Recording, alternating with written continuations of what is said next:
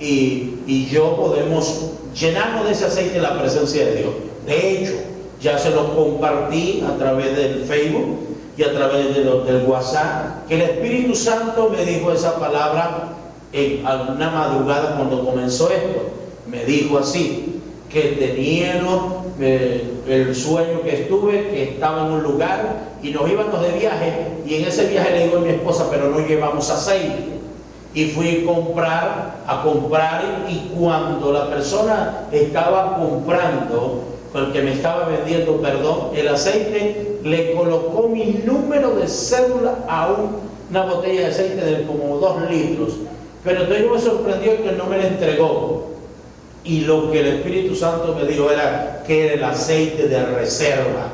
Así que usted va a tener que tener reserva, pero en un estante en que cuando usted quiera lo toma, tiene su número. De hecho, una persona que inconversa, que no conoce la Biblia, me dijo, y él pensaba que era de manera literal, y me mandó un mensaje diciendo, y si no encuentro aceite con mi nombre, y yo le expliqué, no, esto es espiritual, que en el mundo espiritual, lo que dice la parábola de las vírgenes, es que muchos cristianos quieren vivir de la presencia, de la búsqueda de los pastores y de otras personas, vivir siempre pidiendo una oración. Llegó el momento, iglesia, llegó el momento, pastor, que usted va a conocer si en verdad usted enseñó a la iglesia, o usted fue padre, o como yo siempre lo he dicho, una persona que se echó sobre sus hombros la iglesia, para no dejarlo vivir a él. Como enseñan los psicólogos, si usted se tragó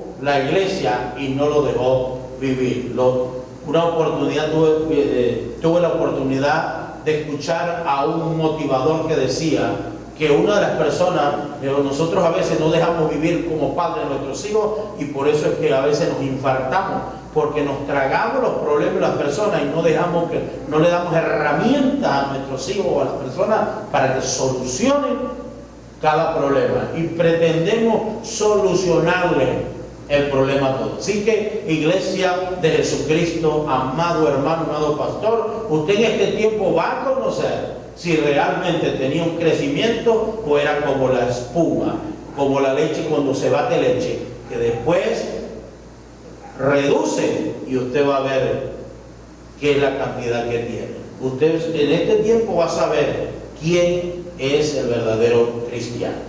Para esto tengo una palabra de parte de Dios, algo muy conocido, porque también las personas habíamos predicado muchas cosas tan profundas, y este es el tiempo de vivir lo que la palabra de Dios dice. Se ve sencillo, pero es lo que Dios quiere para nosotros.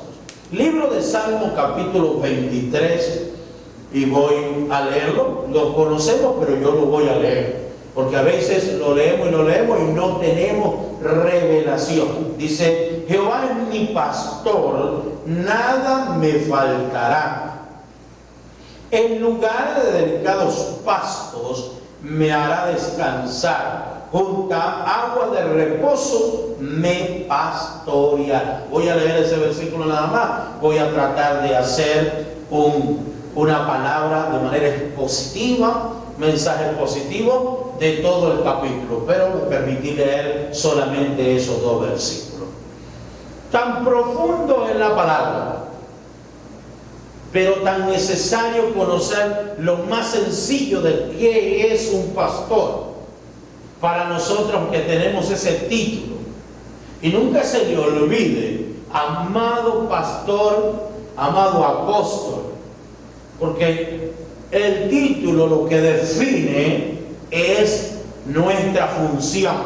Hay gente que le preocupa mucho tener grandes títulos, pero se le olvida que es ser pastor, aunque también existe el nombre pastor, y también he tenido creyentes que sus apellidos son apóstol. Me imagino que habrá alguien que también tendrá por nombre apóstol. Pero lo que aparece en la Biblia, pastor, es un título, y la palabra pastor significa guía, de manera más sencilla, es un guía. Y el salmista David, cuando está en el desierto, cuando está en lugares que para nosotros en este tiempo serían unos lugares que serían de mucho terror.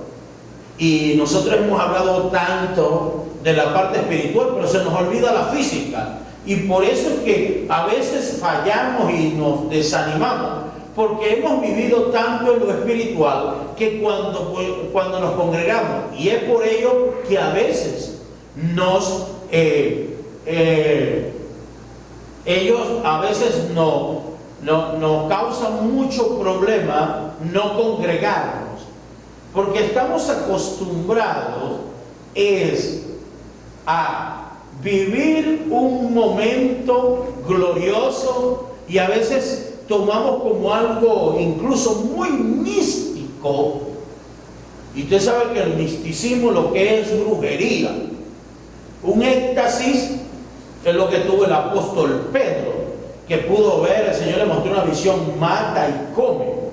Pero hay gente que ha entrado en un misticismo, y el misticismo es brujería, que cuando vienen a la iglesia entran en un ambiente tan sobrenatural que a veces parece más bien algo de brujería, porque son felices cuando están en la iglesia adorando, cuando se reúnen todos, como dice muy bien la Biblia.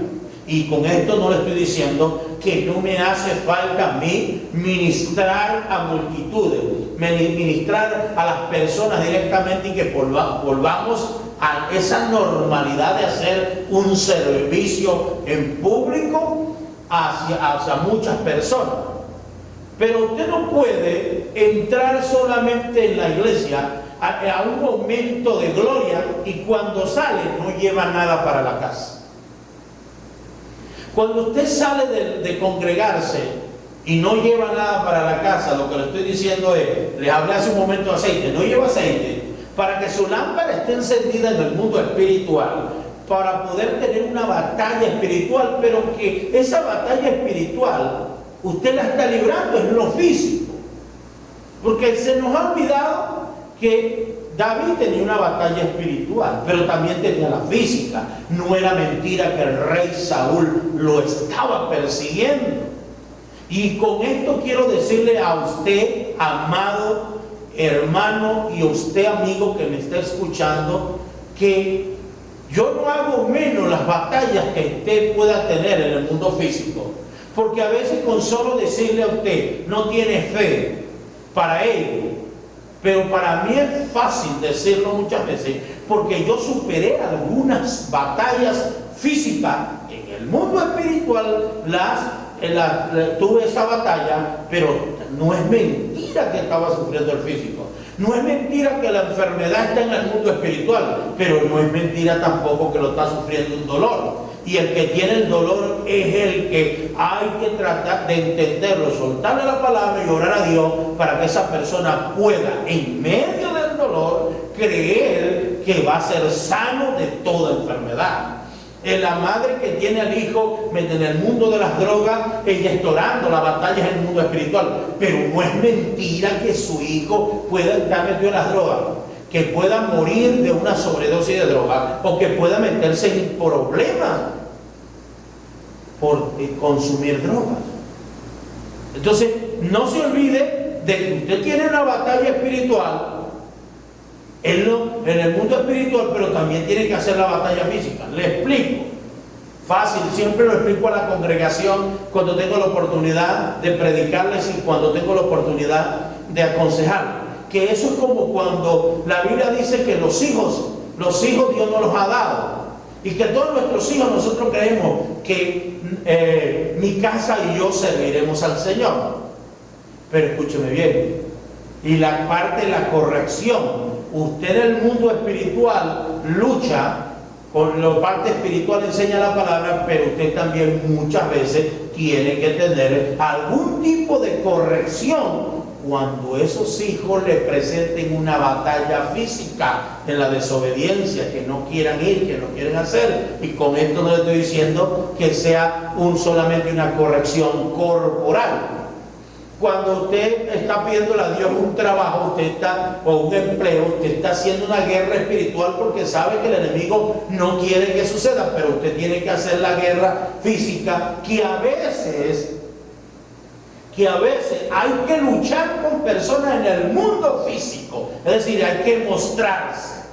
Los cristianos están muy acostumbrados a luchar en el mundo espiritual, pero en el mundo físico esconderse.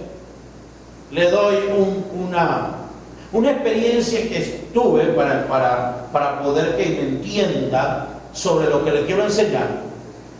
Tuve una oportunidad hace años cuando compré mi nevera. Fui a un lugar a comprar esa nevera y yo había orado a Dios.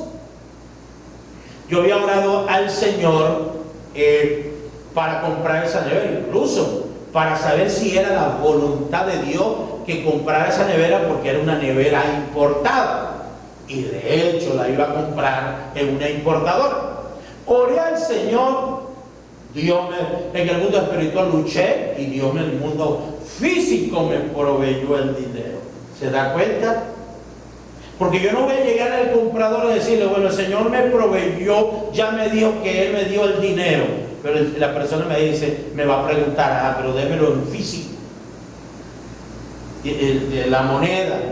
En ese tiempo me recuerdo que me fui con un hermano, una camioneta, a buscar mi nevera. Quedé con la persona a tal hora, 10:30, 11 de la mañana, a ir a comprar la nevera.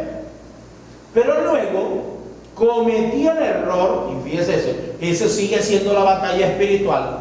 Entré en un lugar físico, entré a otra importadora a mirar si había una nevera. Y en ese momento perdía aproximadamente de media hora. Después me decido ir al lugar donde iba a comprar la nevera. Cuando llegué a ese sitio, me extraña que la nevera estaba siendo probada. Tenían enchufada y la tenían trabajando. Y en eso que llegó con el dinero, y de hecho en efectivo. En ese tiempo no estábamos con mucho de tarjetas ni transferencias. Me encuentro que el trabajador del negocio, cuando yo voy le digo, por favor, con el dueño que estaba en oficina, ¿y por qué viene usted? Me dice el señor. No, yo vengo por esa nevera que está probando. Ay, señor, me dice así, usted, esa nevera ya llegó tarde, ya perdió, llegó tarde, ya esa nevera la compraron. Entonces yo le hice la pregunta, pero ya la cancelaron. Entonces, no, pero ya la compraron, no, ya usted perdió, se está siendo probado por otro señor que viene dentro de 2 horas. Entonces yo le dije, hágame el favor, y me llama al dueño, y me dijo, no, ¿por qué la compraron? Le dije así, y sonará grosero, le dije, me hace el favor y se calla la boca, y me llama al Señor. ¿Se dio cuenta? Tuve que mostrarme a hacer una guerra física, utilizar el poder que Cristo utilizaba cuando llegaba y le decía, víboras. O le dijo, víbora le dijo Juan, sepulcros blanqueados. Él se mostró. Los cristianos tenemos que dejar de escondernos a la hora de mostrarnos. Y llamé al Señor y le dije así, nunca se me olvida, costaba 2.200.000 bolívares. No sé con lo monetario, porque usted sabe que en Venezuela hemos cambiado muchas veces de esto. Y le dije, aquí vengo a comprar la nevera. Entonces el señor, el dueño, sale ahora y me dice así, pero esa nevera ya la vienen a buscar. Y le dije, pero yo vine primero y aquí estoy yo con el dinero y la persona que la quiere comprar no ha llegado, ¿verdad? Entonces, me la iba a vender con 1.700.000. Y entonces el otro supuestamente se la iba a pagar en 2.200.000. Entonces yo llegué y le dije, vamos a hacer una cosa. Y el señor se acercó, el trabajador se acercó. Pero es que esa nevera la vienen a buscar. Y otra vez se llevó un regaño de mi parte. Le dije, me hace el favor y se calla la boca, que te va a comprar esa nevera soy yo. Y le dije, vamos a hacer una cosa. Le dije al dueño, te doy 2 millones de bolívares y la nevera es mía. Y el hombre aceptó, me hizo mi factura y me trae mi nevera. ¿Se da cuenta?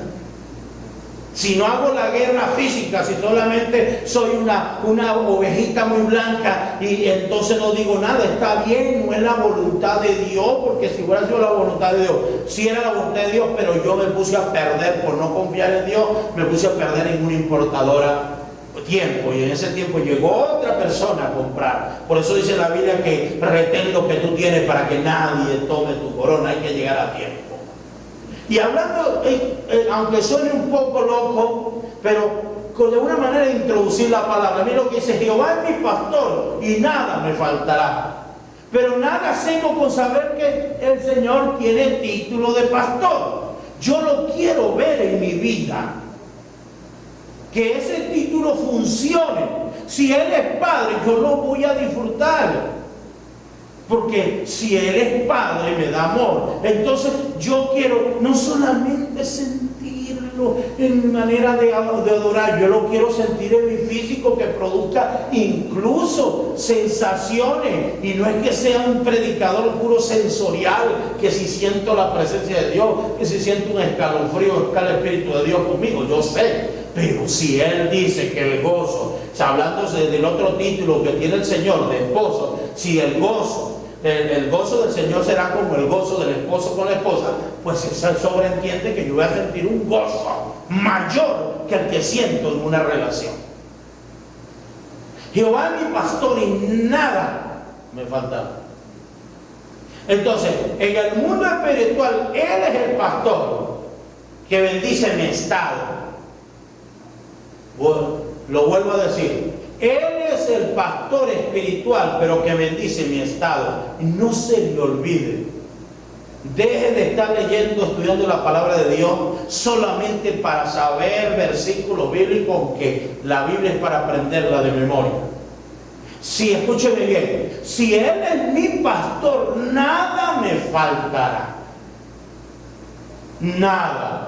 Y nada es nada. Por eso Jesucristo, como es él viene del mismo lugar y viene de la misma esencia, de la misma sustancia, como dice Hebreo, del mismo material que el Padre, Jesús dijo así: yo soy el buen pastor, mi vida doy por las ovejas.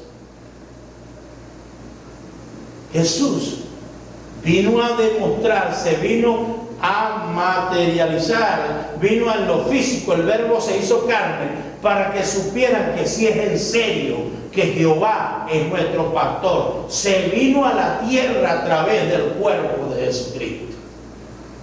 ¿Para qué? Jesús vino para bendecir tu estado. Bendecir. Dice: nada me faltará. Y Jesús, ¿qué dijo? Todo lo que le pidieran al Padre en mi nombre, Él se lo dará. Entonces el Señor vino a guiarnos y nos dejó, nos dio un Padre, y el Espíritu Santo, ese es el trabajo de Él, mostrarnos cada día cuáles son las promesas de nuestro Dios. Y yo te insto, amado hermano, a seguirle creyendo. Vuelvo y repito lo que dije al comienzo: si tú quieres realmente que el cielo te haya creído a ti, que realmente crees en Dios, entonces vas a tener que vivir un estado, y en este tiempo Dios te dará lo mejor, porque nada te faltará. Presente continuo, no te falta hoy, no te faltará mañana, no te faltará pasado mañana. En el tiempo de cuarentena Él no deja de ser Dios. Él sigue siendo Dios, Él sigue siendo tu pastor, y nada te faltará. En lugares de delicados pastos me hará descansar. Dios siempre nos va a llevar a descanso. ¿Por qué no tiene descanso el pueblo de Dios? ¿Por qué la gente anda desesperada? Porque no entendió que el Evangelio es para descansar. Mucha gente, aún ser cristiano, lo consideran una carga. La palabra de Dios se les hace muy fuerte. Y ya se cargan tanto. Yo veo tantas personas, y voy a entrar un poquito en esto, que están tan preocupados por las personas, por lo físico, físico que se colocan en el pelo, cómo se visten. Y en este tiempo, esa religiosidad no sirve para nada, porque llegó el tiempo de demostrar que le hemos creído a Dios. Lugares, escúcheme bien, lugares, no dice un lugar. Y voy a leerlo textualmente, porque de repente, como me sé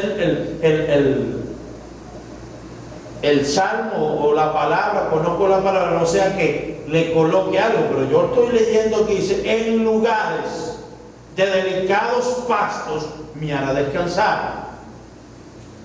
Escuché, Dios siempre te va a guiar a lugares donde hay descanso. Lo primero que te va a guiar es a una iglesia sana. Y escuche esto, yo no estoy hablando de que es sana doctrina, porque Dios es el que dice si uno tiene una sana doctrina. Yo estoy predicando la palabra y a la gente llama sana doctrina porque tiene muchas costumbres. Pero escúcheme bien, lugares, lo primero que el Espíritu Santo te va a guiar es a una iglesia. Te va a guiar a tener un pastor, porque el gran pastor necesita un pastor físico.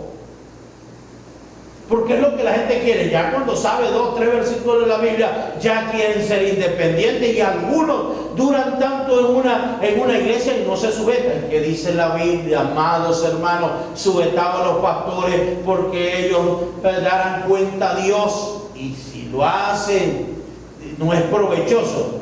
Si la persona no se entristece, pues lo hace con tristeza. Segundo, Dios te va a guiar siempre a estudiar su palabra. Dios te va a guiar, y de hecho dice los que son guiados por el Espíritu de Dios, estos son hijos de Dios. Dios te va a guiar a una economía, cómo tener descanso. Dios te va a guiar a casarte para que el matrimonio, sobre todo a la mujer, le sea de descanso. Pero hoy en día se dice así, porque fue lo que me dijeron a mí hace unos 27 años. Me dijeron así. Yo pregunté, porque el gran predicador, y digo gran porque un gran predicador, Luis Palau, le escribe un libro que se llama ¿Con quién me casaré? Y yo me recuerdo que yo estaba escudriñando el libro y llegó una hermana de la congregación donde yo estaba en el momento. Me dijo: pues ¿con quién se va a casar? Pues con una cristiana, con tal no sea cristiana. Pero yo había escuchado un predicador muy famoso aquí en Venezuela, del oriente, creo que del estado Sucre, que no sé si vive todavía, porque él tenía un testimonio, porque él era, por un accidente, pues le habían cortado sus 2 piernas. Él decía así, y eso se recuerda, y son 27 años, él hablaba así un poco ronco, decía: mujer malcriada no sirve para esposa. Entonces, yo conozco muchas cristianas que son muy malcriadas con sus padres. Es una palabra que se usa aquí mucho en Venezuela. Entonces, yo le puedo decir hoy en día que yo descanso, el matrimonio ha sido un descanso después de 25 años. Descansado. Yo le puedo estar predicando aquí porque estoy descansado. Y es que Jesús lo dijo: vengan a mí todos los que están trabajados y cansados, que yo lo haré descansar. Jesús le hizo la misma invitación que le hizo al pueblo Jeremías, le hizo Jehová al pueblo de Israel en Jeremías, que dice: paraos en los caminos, mirad y preguntad por la senda antigua, andad por ese camino y hallaréis descanso para vuestra alma. Pero ¿qué dice la Biblia? Pero dijeron: no andaremos. Dios te guía. Esta mañana estuve revisando el Facebook y alguien, que lo bendigo, subió una fotografía muy chistosa. Y dice así, lo que quiere decir: no tengas nunca una sola fuente de ingreso económico. ¿Y qué era? Un niño que estaba alimentándose del seno de su madre, pero también en la misma boca tenía un pitillo con un envase de jugo. Y succionaba o chupaba, como decimos coloquialmente, de las dos. Y dice así: nunca tengas una sola fuente de ingreso. Y ese es el problema que está pasando con muchos, y aún con nosotros los pastores, que a veces por aquello que se nos enseñó hace muchos años, por el cual yo casi pierdo mi matrimonio, porque no le había podido dar una casa a mi esposa, porque nos enseñaron que el que trabaja en el altar vive del altar, y vivimos por fe, y a veces Dios nos estaba guiando a lugares de delicado pasto para que descansáramos económicamente, y no lo hacían. Por lo menos yo puedo hoy en día, ya para el día de mañana, entonces además de como pastor, viene una bendición por otro lado, por otro camino o por otro lugar de delicados pastos donde el Espíritu Santo me llevó, para que no tenga una, es decir, tengo el pitillo con el jugo, como decimos coloquialmente, caleta, decimos nosotros, esa reserva. Entonces Dios te guía a delicados pastos y te hará descansar. Así como el pastor de ovejas llevaba al lugar donde estaba la hierba, lugar donde hay fuente de agua, siempre Dios va a llevar a sus hijos a lugares donde va a descansar, comida y bebida, descanso. David, como él era el pastor, él conocía, él no podía desconfiar de Dios porque él era pastor. Por eso Jesús tomó de David. Jesús dijo: el buen pastor da la vida por las ovejas, así como dijo David cuando iba a pelear contra Goliat: mire, este será como un león con un oso. Yo agarraba y yo mataba. Yo a veces leo la Biblia y lo creo porque es que soy de fe, pero es que es algo asombroso que David, un muchacho, diga que mataba un oso y mataba al león y le arrebataba la oveja. Pues Jesús da la vida por las ovejas. ¿Por qué creer que en este día, que en este tiempo, ni siquiera quiero usar esa palabra que habla la gente, eso solamente está en tu mente? Eso solamente está en tu mente, que hay algo muy peligroso en el mundo. Lo peligroso lo estás haciendo en la mente. Mira, yo te voy a dar una palabra que escribí en el libro que Dios me permitió sacar o escribir, de redundar. Mire, cuando yo leí lo que le dijo Raala Ramira a los espías, que le dijo: desde el día que ustedes cruzaron el Jordán, aquí se nos quitó el aliento, porque venían contra nosotros, y el pueblo de Israel aún perdieron en Cades de Barnea a los 38 años, a los 2 años, porque después de Cades de Barnea fue que tuvieron que dar vuelta 38 años desobedientes, por no haber creído los espías, que solamente Josué y Caleb lo creyeron. Ellos estaban temblando, y los que estaban temblando eran los Jericó, porque Israel iba contra ellos. Yo te vengo a decir hoy esta palabra: el que está temblando se llama la enfermedad, servil. El que está temblando es el diablo, porque de camino va el ejército, es la novia del Cordero, que va con todo el poder del cielo, con la autoridad de su Cristo, que dice la palabra de Dios, porque Cristo despojó los principados y las potestades y los exhibió públicamente, triunfando sobre ellos en la cruz. No se te olvide lo que dice Colosenses 2:14, que él quitó el acta de los decretos que era contraria y la clavó en la cruz. Y lo que estaba contrario a nosotros, la maldición de la ley, teníamos que morir, teníamos que enfermarnos, teníamos que perdernos, y Cristo quitó en la cruz del Calvario la enfermedad. Cristo quitó la condenación, la enfermedad, la pobreza, la miseria, y Satanás quedó vencido, y todo lo que él se invente y el hombre use al hombre para inventarlo, mi Señor Jesús lo destruyó. Alabado sea Cristo. En una oportunidad mi hermano carnal, puse a trabajar en un lugar para incluso levantar una obra, una comunidad aquí de Barquisimeto, y siento mucho la presencia de Dios cuando te estoy hablando esto.